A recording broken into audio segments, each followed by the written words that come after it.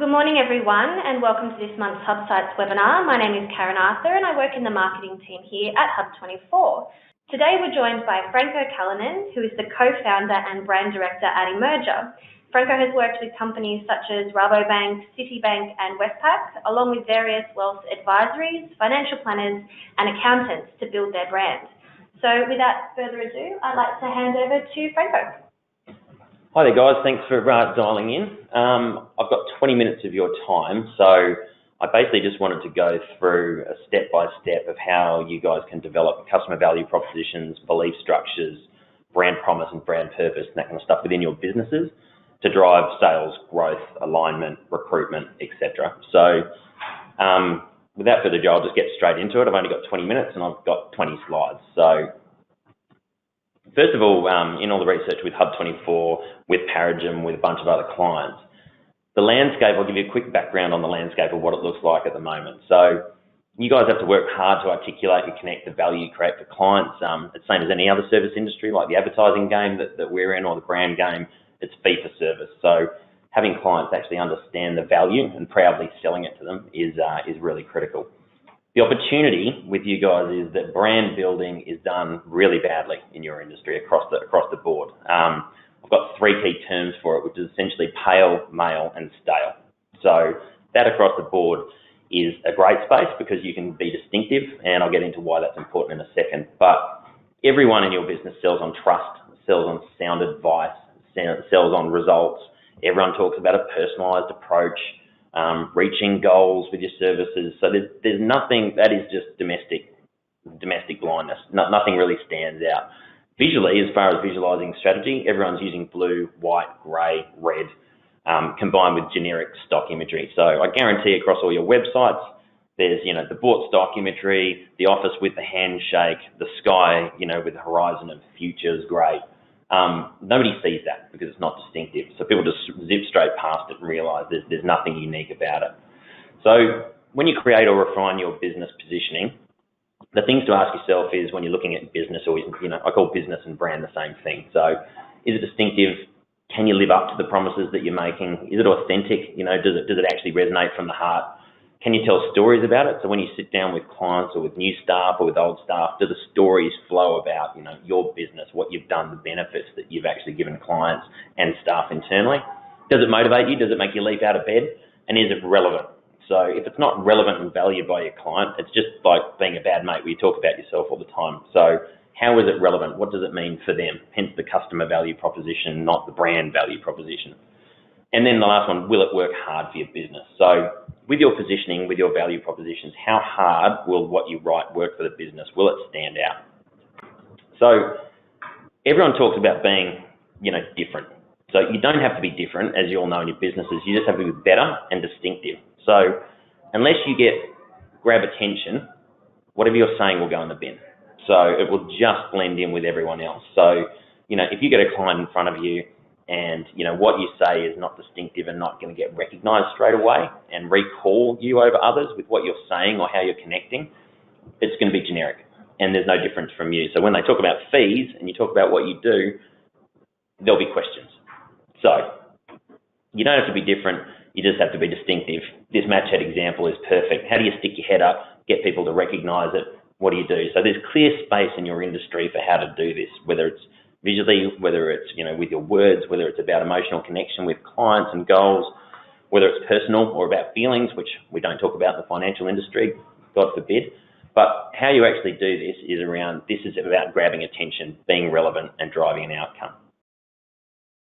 So this little map sits here is the customer value proposition is more important internally than it is externally. So the reason being is that, when you look at your business, I guarantee if you go across everyone in it, everyone's selling your business in it. So how you justify fees, how you talk about the value that you add to clients, what it is, it's more important to get this right internally than externally because your people will drive your brand experience. So that thing, brand DNA that you're looking at in the middle is who are you? What do you do? Why do you do it? Your identity and your name sits in there as well. Your promise, the expectation you create in the market, the beliefs, what do you guys stand for? If you were to protest against something, what would you wave your flags about? And then personality, what are the personality traits of your perfect perfect employees of the business, because personality then reflects in how you express yourself.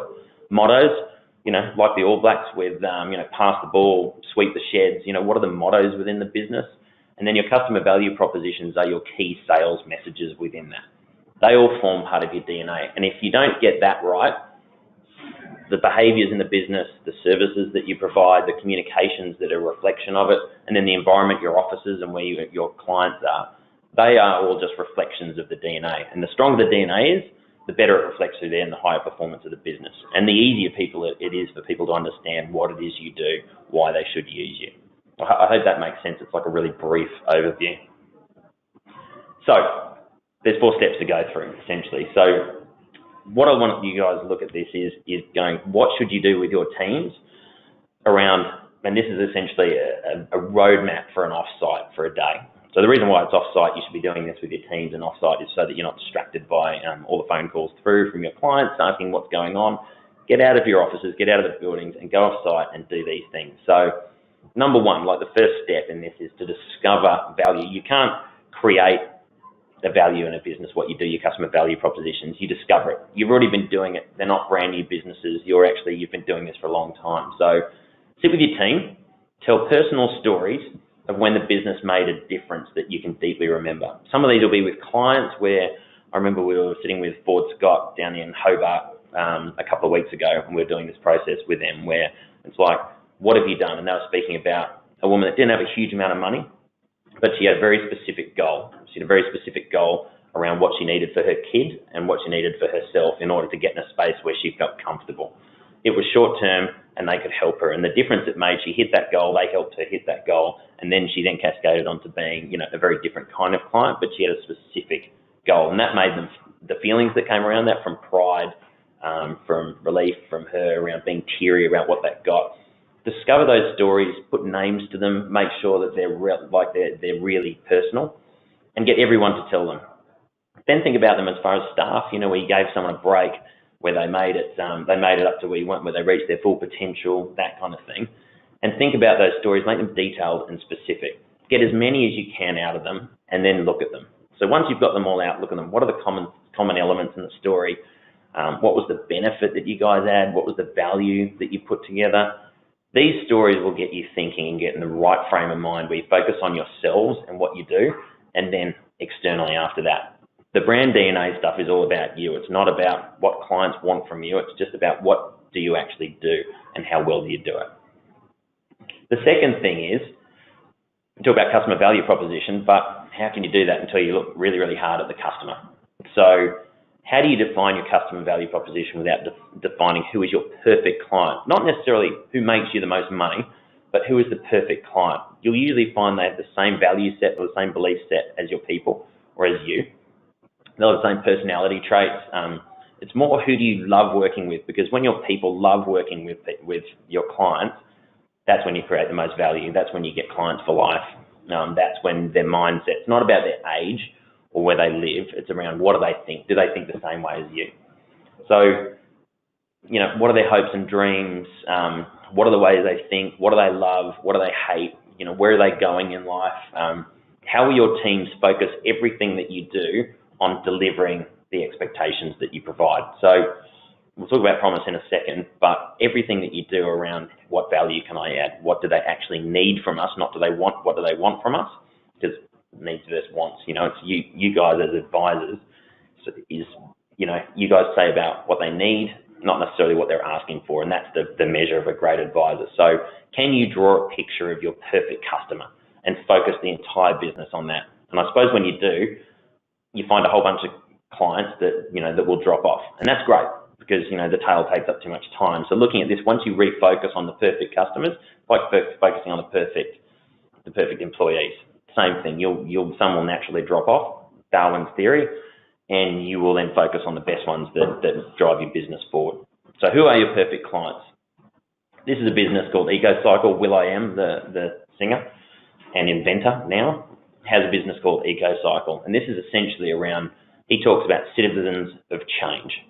So citizens of change, he's got down the bottom, you look at that, it says trash trap, the double bagger, the cup culprit, the container, retainer, all these different little traits of what this is. He's created this with another company called this Day Without Waste. And it says, it's only waste if you waste it. So he's marked these 6 different kinds of people that they should be engaging with. It's the same for us. So if we look at it and go, who are these people that really, really need our help, that we can really create an incredible amount of value for, that our people will love working with, that we want to help them reach their goals and dreams. Draw a picture of them. I know when we were working with News Limited and all their local papers, all the news local papers from the Manly Daily to the Parramatta Courier, etc., all that stuff, we're looking at it going Wentworth Courier. And we eventually, Beryl was this person. We actually printed a life-size cutout of Beryl and stuck her in the room. Every time they had a meeting, Beryl was in the room. And it was like, what does Beryl want? Not what do the editors want, not what the photographers Beryl want. And that's the thing that where you can have a physical sort of reminder of what's actually going on. It's who this person is that we want to work with. Kate Spade, New York, does this incredibly well. So hopefully you guys, when you're sitting with your teams, will write something like this. She's a young professional in a city, maybe in the public eye, maybe a writer, a docent or a program director or a charitable organisation. She's invested in her work. She loves art and entertainment, is engaged in fashion, and is culturally curious. She's a downtown girl with an uptown sensibility. Obviously, this is super girly, and this probably won't come out in your businesses. However, this is a really good way of actually creating a story around who is your perfect customer. The culturally curious participates in life to the fullest, writes her own story, likes to stand out in a crowd. I guarantee that that person on the bottom right is the perfect customer because the curiosity respects value, knows what's going on, has enough information to be awesome, but not enough to be dangerous, and likes to stand out and reach their goals. So come up with a story that looks like that so that all your people, when you start people, when you onboard them, when you're looking at clients, you can see this and go, yeah, they're for us, or no, they're not. The third step out of this 4 is essentially develop your client value proposition. So this is part of it. So start out by looking at going, what is unique, what is distinctive about our business, about our people, about the way we work, what is it? So you write a list, basically get in the room, get on the white paper, get on the whiteboard or get butcher's paper and just start throwing ideas at it. What do you think is distinctive about us? What can we own? What's ownable and protectable? Is it the way we work? Is it the way we look at people? Is it our insights? Is it our connections to community? Is it the way we recruit? Is it the people that are there? Is it our technology? Is it the fact that we're using Hub24 or whatever it is? What are these things that set you apart? What are these things you think are ownable? Then once you've got them, then write a second list. And the second list is, why should anyone care? What's in it for them? So rather than looking at going, we're great, we're great, we're great, which is on the left, on the right is, why should our clients care? What benefit do we deliver? What value do they get from us? When you're standing at a barbecue and someone's talking about their finances and talking about their dreams and goals, it's the thing that you go, you need us because. So it really is that thing around what is it. So you should end up with 2 really clear lists. And you just keep going until it gets dry, then flick onto the other side, keep going again. So you want to push your people to come up with as many ideas as possible. This process is easy to get stuck on one. Don't go down rabbit holes because you won't have time. You've only got a day to do it with your team. So essentially just focus, just keep going, great, that's a good idea, and keep pushing on.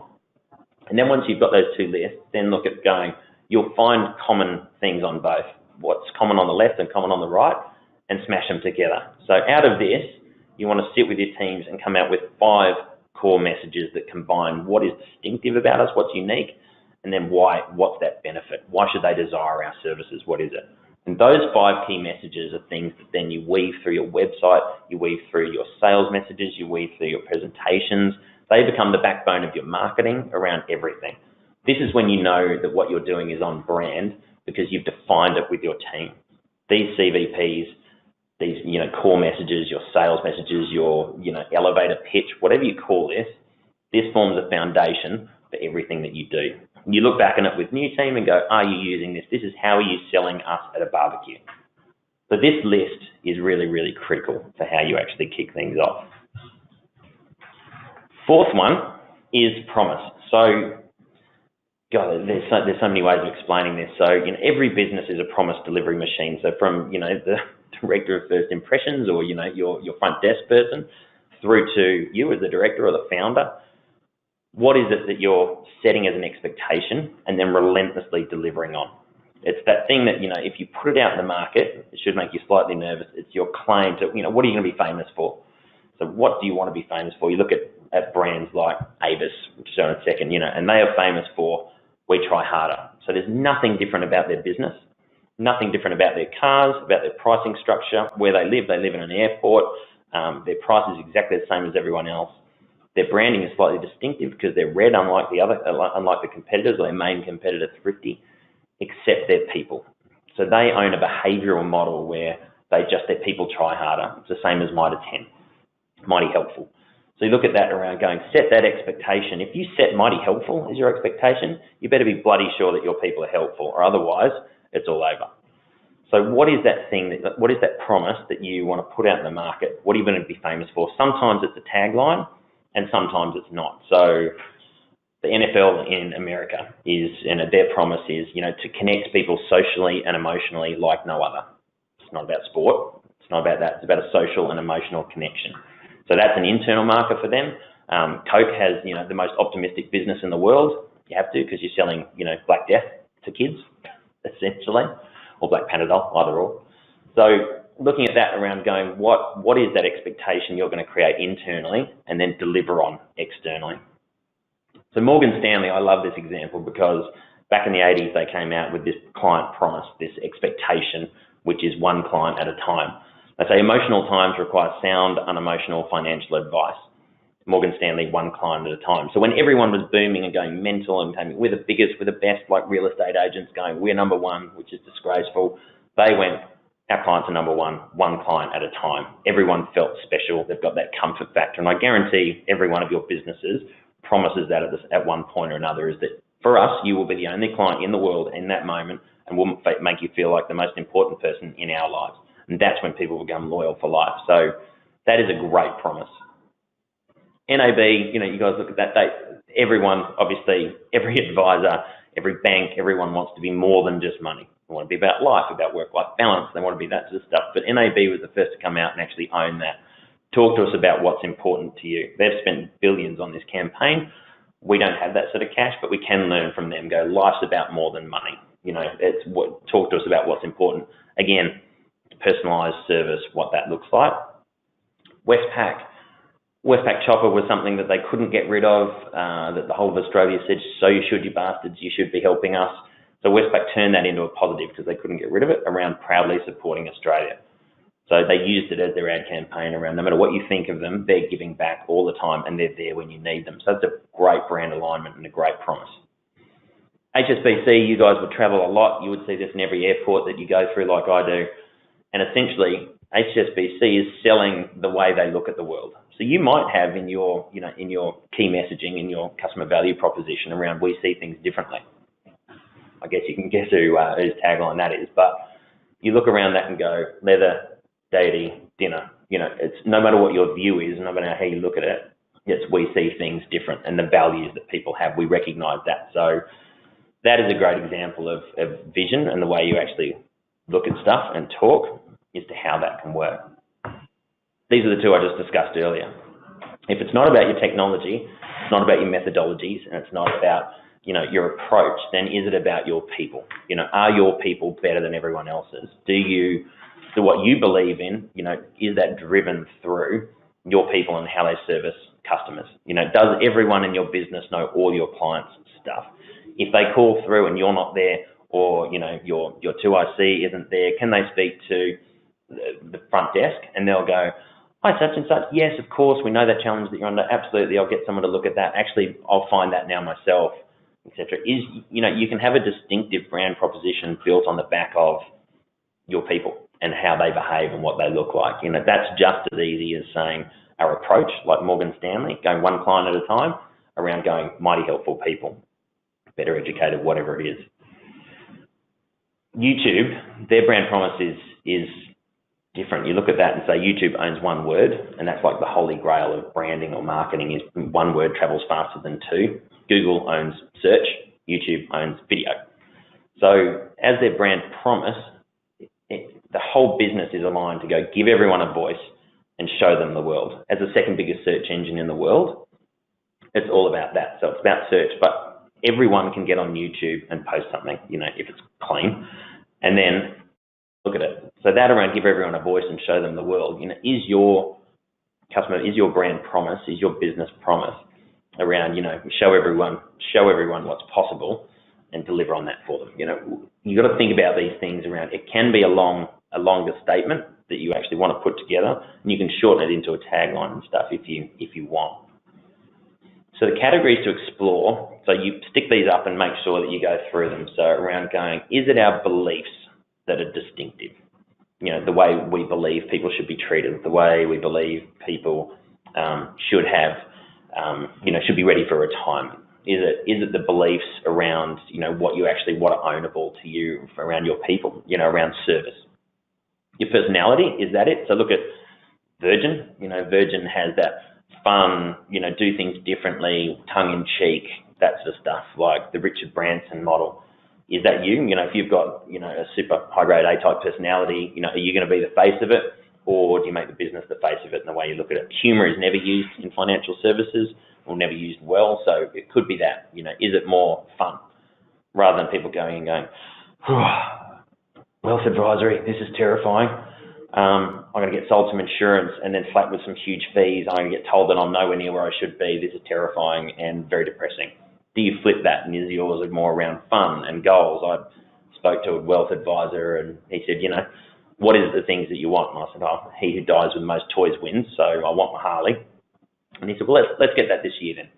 And I was like, I don't think I'm in a financial position to, this was 8 years ago, to do that. And he was like, yes, you are.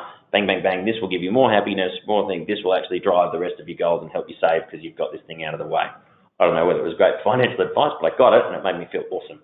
So the personality around fun really worked. Is it around service? Around your, mighty helpful around service, so NRMA, experience better. So that is a service-driven promise.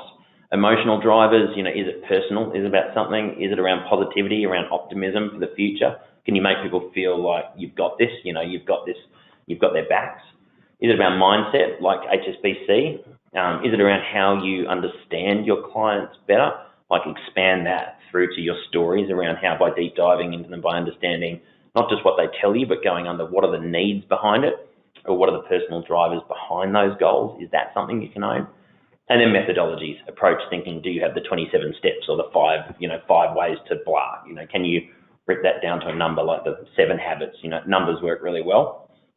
Go through a list of all of those things and go, what are they?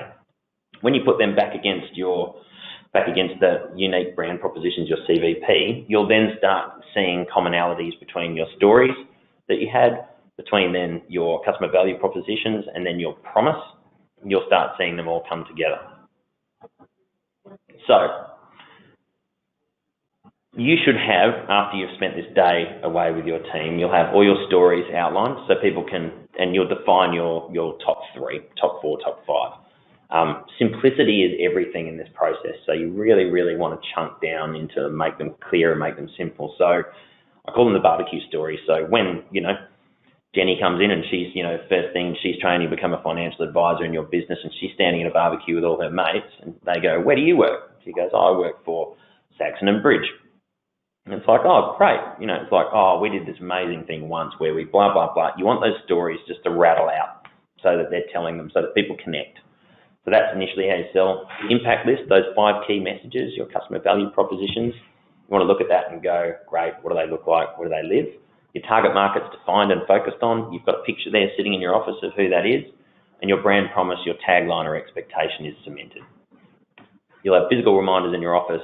You'll weave this into your marketing. You'll put this stuff through your business stories in all your presentations, and you'll then have them all over your website. This will become the backbone of how you sell the business, how you onboard people, most importantly, and what you do.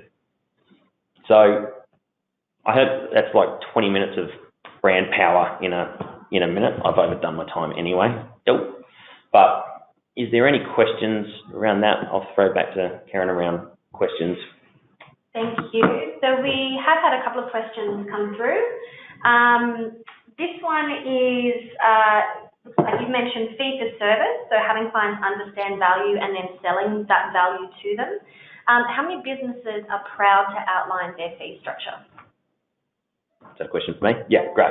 How many businesses are proud to outline their fee structure? I would say next to none. It's something that I've noticed within financial services that everyone tends to go, here's the fees, but you get all this stuff as opposed to upfront, the value that we create. This is what we actually do. This is what makes us distinctive, unique. This is the value we deliver. This is how great it all is. And then, lucky you, this is how much it costs. It's only cost this because we're delivering X. So I would say that within financial services like advertising, most service businesses, fees are something that are buried at the end after you try and sell them on the sizzle and then, by the way, it's going to cost this much, as opposed to getting them up front going, yeah, we charge for our services because we're experts and we're bloody good at it. And this is what we're going to do for you and this is how valuable it's going to be. So I think that's something that, with an industry that's changing so quickly like yours, is upfront, be proud, explain it, tell your stories. This is what we've done for people, blah, blah, blah, and then get your value proposition, get those 5 messages up and the expectation. We will relentlessly deliver on X. This is what it costs. You're welcome. That's what you should be saying. You're bloody welcome. Thank you. You spoke about the brand DNA and the why, the what, and the who. How many people have weekly meetings that focus on the beliefs, the brand, and their values? Yeah, I think it's whether you're using whatever management structures you're using internally, be it, Rockefeller habits or scaling up, whatever you're going to use as far as weekly meetings being your kickoff meetings, your dailies, whatever they look like, theming, your quarters. Not enough businesses focus on the brand, on themselves. Your people are delivering the brand experience. And unless all the time you're focused on what do we believe in, whether it's beliefs or values that you've got in the business. We've all been in business where it's like mission, vision, values, and they sit on the wall and no one cares in the least. They just disappear. Unless you're focused on them weekly around delivering them, they just go in the bin. There's no point. And when you're actually delivering fee for service and you're delivering all the time, keeping everyone aligned, making sure that they're selling the business the same way, making sure that they're constantly, relentlessly delivering on the brand promise or on your personality traits, your beliefs, is so critical. And it's around that is, the better the performance and the better the customer experience, the better the brand experience that you have, because you can't sit there in a room and talk about, our brand experience is X. Your customers, your clients will tell you what it is, because it's the sum total of their entire experience with your business, from the way you look, to the way you sound, to who picks up the phone, to the last results you gave, to the last report you gave, to how often you're contacting them. If it's once a year and you're touching people once a year, well, that's over. Now it's once a month, once a quarter. What does that look like with your updates? So unless you're focused weekly on your brand, on how you deliver, then you'll go backwards. You also mentioned, I think it was step 4 in the promise around taglines. Are there practices using customer promises or taglines? 100%. Yeah. There are that do it well. There's not that many that are doing it well. The guys that spend billions, from the banks, they're doing it well. They're delivering on it. CommBank can, more than money, NAB. They do it because they have to. It's so competitive. Most of us, we're sitting around going, well, we get referrals, we do a bit of email marketing, etc. Our website sort of functions, but people talk about us, we get referrals, it comes in. That's just not enough. That's not enough to grow. You look at it around going, promises, taglines, building stuff. It's around, the world is changing. Everyone can search, everyone can look for it. Unless you're owning a position, someone else will put you in a position. So when someone else is talking about you, don't use them, use us. They'll give you a position if you don't own one yourself, and it won't be positive. So you need to own something in the mind of the client, the consumer. Also, with your clients with referrals, what are they going to stand at a barbecue and how do they sell you to their mate? Because essentially every client should be giving you 5 to 10 referrals because you're creating an incredible brand experience. And if they're not being asked, don't understand how to sell you, I use my guy, they're great. Why? Why are they great? And then they go and look at your website and go, are they? They look just like everyone else. They sound like just everyone else. They're just, but he's a great guy. But do I get him or do I get someone else? That's, you don't have a brand. You've just got a human that you're selling on to, and then someone leaves and you're stuffed. So your brand needs to be stronger than the people within it. Otherwise, you're constantly at risk of losing clients. Yeah. Thank you. Looks like we've come to the end. We have had one request to access the slides, and we will be sending them around after the end of the presentation, along with the recording of today's session. So thank you, Franco, for presenting, and thank you for everybody who dialed in. If you'd like to get in contact with the merger, please speak with your BDM or email marketing@hub24.com.au. Thank you again and have a lovely day. Thanks, everyone.